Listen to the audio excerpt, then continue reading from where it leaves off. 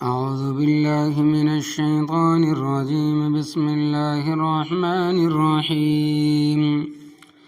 إنما حرم عليكم الميتة والدم ولحم الخنزير وما أهل به لغير الله فمن اضطر غير باغ ولا عاد فلا إثم عليه إن الله غفور رحيم. إن الذين يكتمون ما أنزل الله من الكتاب ويشترون به ثمنا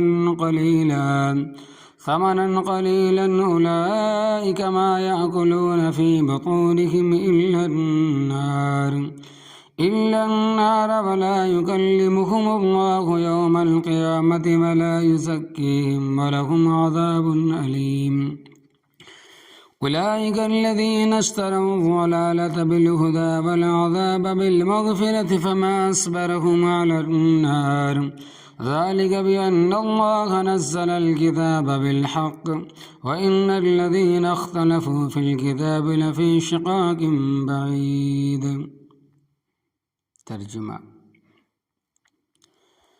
انما پختہ بات ہے، حرما اللہ تبارک و تعالی نے حرام کیا، علیکم تم پر، المیتۃ مردار، والدم اور خون، ولحم الخنزیری اور خنزیر کا گوشت، وما اور وہ چیز، اہل بہ جس کو نامزد کیا گیا، لغیر اللہ غیر اللہ کے نام پر، فمن اضطر پس وہ شخص جو مجبور کیا گیا، غیر باغ اس حال میں کہ وہ لذت تلاش کرنے والا نہیں ہے، ولا عادن اور نہ تجاوز کرنے والا ہے، فلا اسم علیہ پس اس پر کوئی گناہ نہیں، ان اللہ بے شک اللہ تبارک و تعالی غفور بخشنے والا ہے، رحیم مہربان ہے.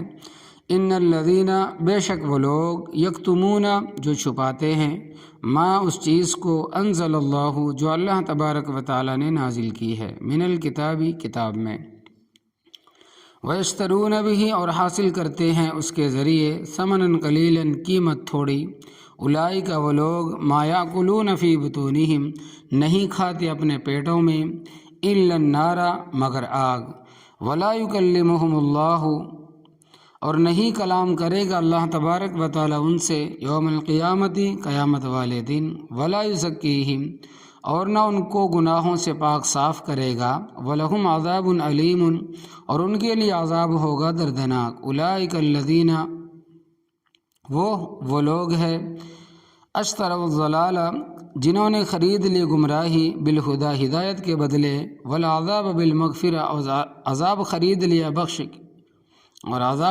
لیا بخشش کے بدلے میں. فما اصبرہم پس کس چیز نے ان کو صبر والا کر دیا، علی النار دوزخ کی آگ پر، ذالک بان اللہ اس واسطے کہ اللہ نے، نزل الکتاب اتاری ہے کتاب، بالحق حق کے ساتھ، وان الذین اور بے شک وہ لوگ، اختلفوا فی الکتاب جنہوں نے اختلاف کیا ہے کتاب میں، لفی شقاق البتہ اختلاف میں مبتلا ہے، بعید جو دور کا اختلاف ہے.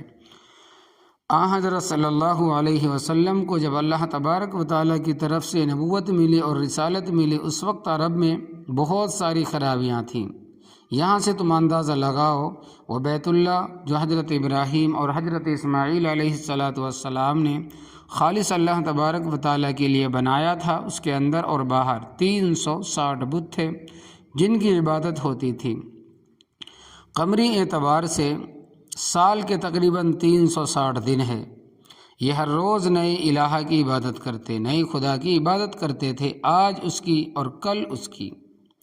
کوئی بات ان لوگوں کی سیدھی نہیں تھی، اپنی مرضی سے انہوں نے بعض چیزوں کو حلال اور بعض کو حرام بنایا تھا. اللہ تبارک و تعالیٰ نے ان کے باطل عقیدے کی تردید فرمائی ہے. مردار کا حکم. اس مقام پر رب تعالیٰ فرماتے ہیں کہ انما حرم علیکم المیتۃ، پختہ بات ہے کہ اللہ تبارک و تعالیٰ نے تم پر مردار کو حرام کیا. میتۃ اس جانور کو کہتے ہیں، اگرچہ فی نفسہ ہی تو حلال ہے لیکن اس کو ذبح نہیں کیا جا سکا. اس کو شریعت میتہ کہتی ہے، چاہے وہ بھینس ہو، گائے ہو، سانڈ ہو، اونٹ ہو، بکری ہو، مرغی ہو، کوئی بھی چیز ہو، کوئی بھی جانور ہو، میتا کا جو چمڑا ہے اس کو اتارا جا سکتا ہے۔ بخاری شریف میں روایت ہے کہ ایک بکری تھی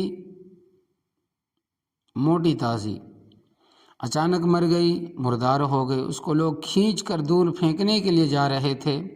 حضرت صلی اللہ علیہ وسلم نے دیکھا تو فرمایا حلا اخذتم احابہا، اس کا چمڑا تم نے کیوں نہیں اتارا؟ کہنے لگے حضرت یہ تو مردار ہے۔ فرمایا وہ تو نظر آ رہی کہ مردار ہے، تمہیں شریعت نے چمڑا اتار کر رنگنے کے بعد استعمال کی اجازت دی ہے۔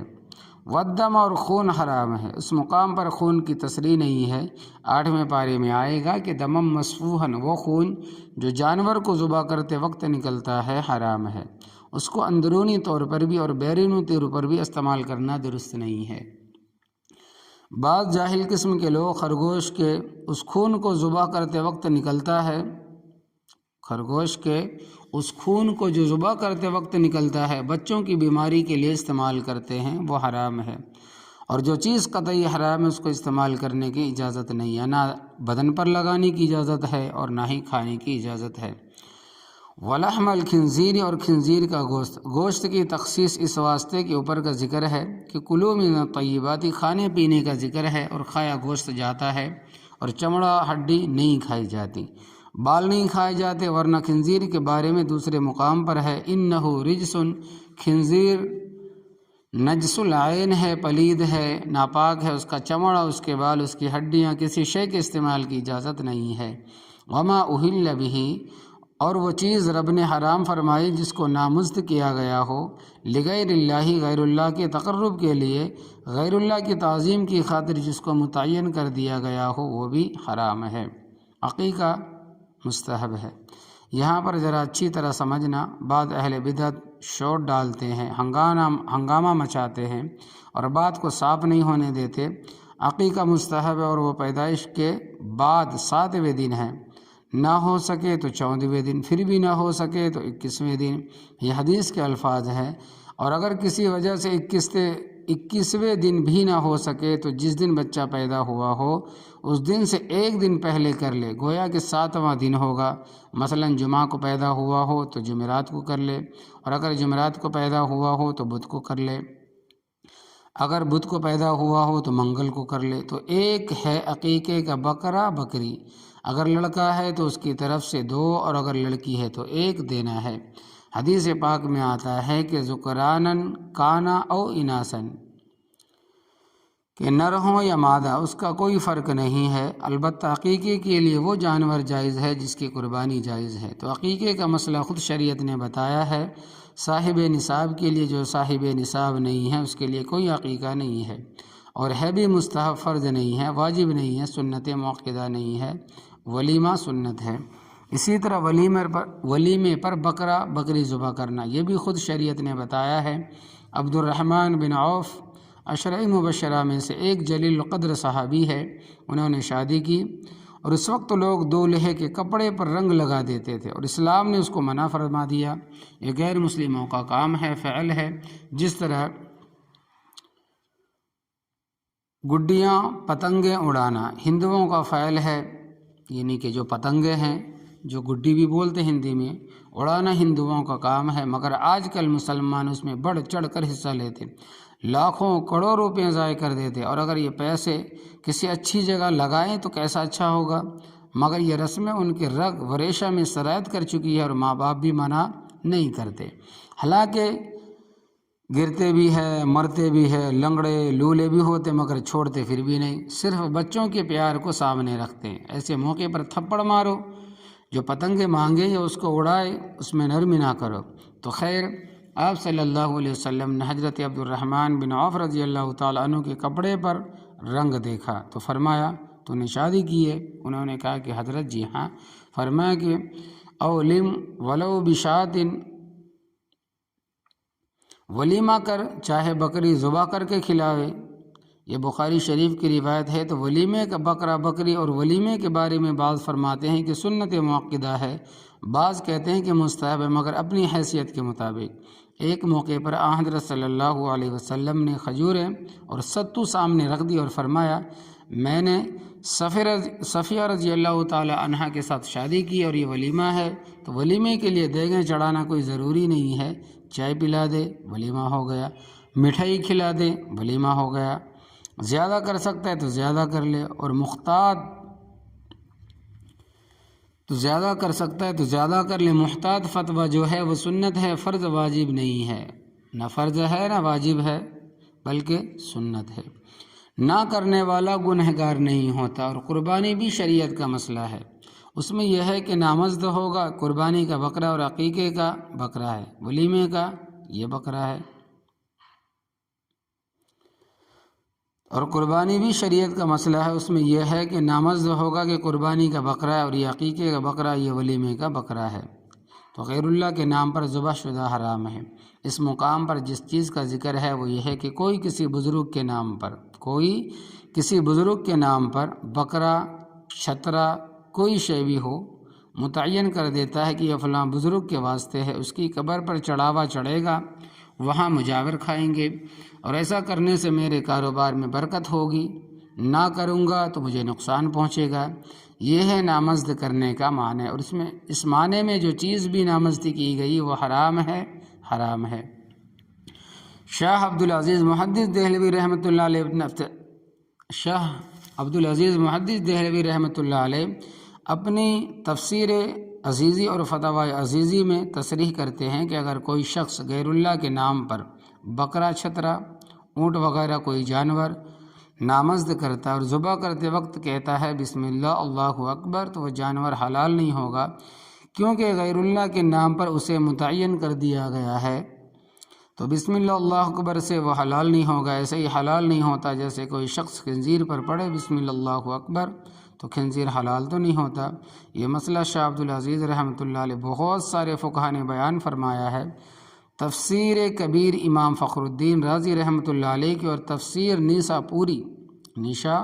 پوری وغیرہ میں ہے کہ ایسا کرنے سے جانور تو حلال نہیں ہوگا، البتہ بسم اللہ اللہ اکبر پڑھنے والا مرتد ہو جائے گا اور بیوی اس کے ہاتھ سے نکل جائے گی، کیونکہ نکاح ٹوٹ جائے گا۔ تو یہ کوئی چھوٹا سا مسئلہ نہیں ہے، بہت بڑا مسئلہ ہے۔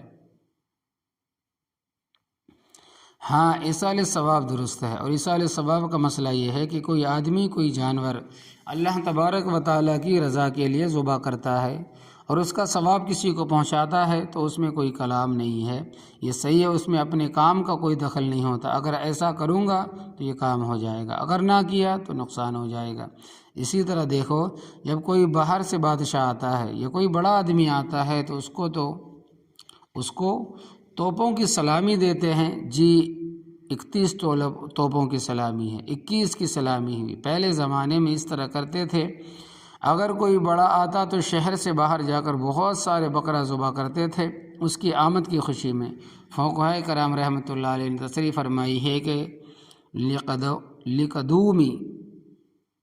لقدوم الامیری، کہ کوئی بڑا آدمی آئے، اس کی تعظیم کے لیے بکرے، چھترے ذبح کیے جائیں، ان پر تکبیر بھی پڑھی جائے بسم اللہ اللہ اکبر، تو وہ جانور بھی حرام اور تکبیر پڑھنے والا مرتد ہو گیا اور بیوی پر طلاق واقع ہو گئی، خود بخود اس واسطے کہ اس میں آنے والے کی تعظیم مقصود ہے۔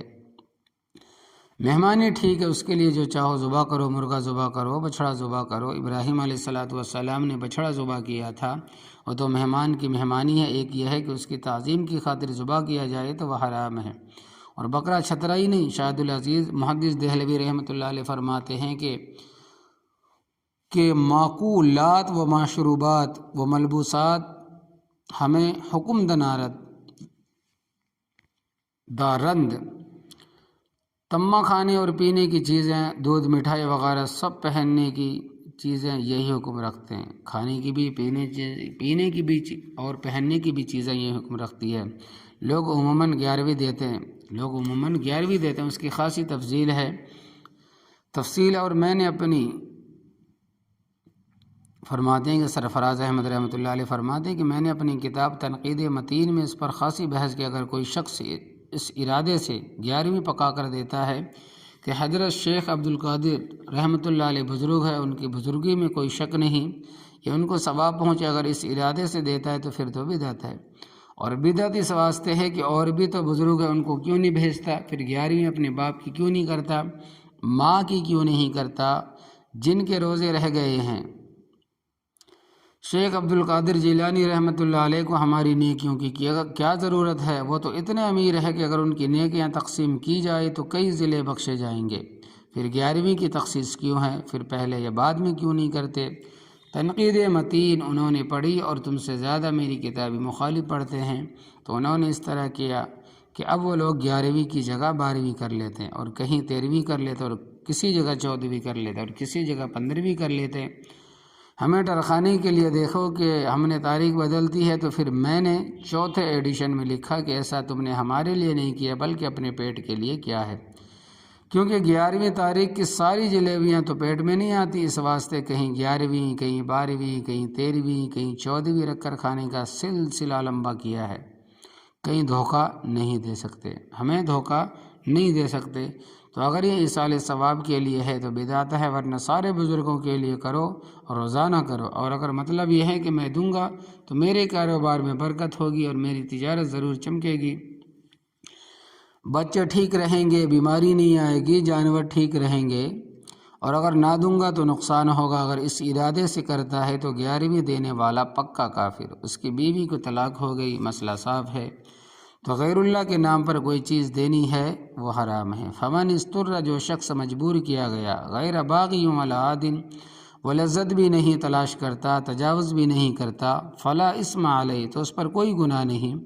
مثال کے طور پر کوئی ایسی جگہ ہے کہ بھوک کی وجہ سے جان نکلنے کا خطرہ ہے، اور مردار اور خنزیر کے سوا کوئی چیز نہیں، تو اتنا کھا لے کہ جس سے ان کی جان بچ جائے، مثلا ایک چھٹانگ سے اس کی جان بچ سکتی ہے، تو 6 تولے نہیں کھا سکتا، اور ذائقہ تلاش کرنے کے لیے بھی نہیں کھا سکتا۔ امام اعظم ابو حنیفہ رحمۃ اللہ علیہ غیر باغن کا ترجمہ اس طرح کرتے ہیں کہ وہ لذت تلاش کرنے کے لیے نہیں کھاتا، ولا عادن، اور ضرورت سے زیادہ نہیں کھاتا۔ امام شافعی رحمۃ اللہ علیہ فرماتے ہیں کہ اسلامی حکومت ہو صحیح معنی میں تو اس کا جو باغی ہے اگر وہ بھوکا ہے تو وہ نہیں کھا سکتا۔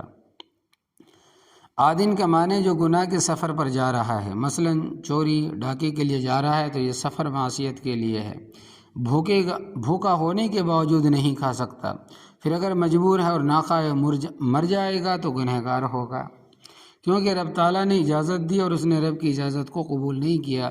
اسی طرح اگر کوئی ایسا مقام ہے کہ پیاس کی وجہ سے جان خطرے میں ہے اور شراب کے بغیر کوئی چیز نہیں ہے، تو ایسی حالت میں اس کے لیے پینا جائز ہے، اگر نہ پیے گا تو گنہگار مرے گا، کیونکہ مستر ہے، اس پر کوئی گناہ نہیں ہے۔ ان اللہ غفور رحیم، بے شک اللہ تبارک و تعالی بخشنے والا مہربان ہے۔ ان الذین یکتمون، بے شک وہ لوگ جو چھپاتے ہیں، ما انزل اللہ من الکتاب، وہ حکم جو اللہ تبارک و تعالی نے نازل کیے ہیں کتاب میں، وَيَشْتَرُونَ بِهِ ثَمَنًا، اور حاصل کرتے ہیں ان کے بدلے قیمت تھوڑی، اولئک ما یاکلون فی بطونہم الا النار، یہ لوگ نہیں کھاتے اپنے پیٹوں میں مگر دوزخ کی آگ۔ یہ غیر اللہ کے نام کے چڑھاوے کھانا، مسائل کو چھپانا، یہ بڑے گناہ کی بات ہے۔ وَلَا يُكَلِّمُهُمُ اللَّهُ يَوْمَ الْقِيَامَةِ، اور ان کے ساتھ اللہ تبارک و تعالیٰ پیار اور محبت کی گفتگو نہیں کرے گا قیامت والے دن۔ وَلَا يُزَكِّيهِمْ، اور ان کو گناہوں سے پاک نہیں کرے گا۔ وَلَهُمْ عَذَابٌ أَلِيمٌ، اور ان کے لیے دردناک عذاب ہے، اس واسطے کہ اولئک الذین اشتروا الضلالۃ بالہدی، یہ وہ لوگ ہیں جنہوں نے گمراہی خریدی ہدایت کے بدلے، والعذاب بالمغفرہ، اور عذاب خریدا بخشش کی جگہ۔ چاہیے تو یہ تھا کہ رب سے بخشش لیتے، وہ کام کرتے جن پر رب راضی ہو کر بخش دے، مگر انہوں نے وہ کام کیے جو دوزخ میں لے جائیں۔ فما اصبرہم علی النار، پر کس چیز نے ان کو صبر والا کر دیا دوزخ پر، یعنی دوزخ والے سودے پر، یہ کس طرح راضی ہو گئے؟ یہ دوزخ میں اس وجہ سے جائیں گے کہ ذالک بان اللہ نزل الکتاب بالحق، اس واسطے کہ بے شک اللہ تبارک و تعالی نے کتاب نازل کی حق کے ساتھ، وان الذین اختلفوا فی الکتاب، اور بے شک وہ لوگ جنہوں نے کتاب میں اختلاف کیا ہے، لفی شقاق بعید، دور کے اختلاف میں مبتلا ہے۔ اپنے پیٹ کے لیے انہوں نے دور کا اختلاف قرآن و حدیث سے اور فقہ اسلام سے پیدا کیا ہے۔ اللہ تبارک و تعالی بچائے، محفوظ رکھے، آمین یا رب العالمین۔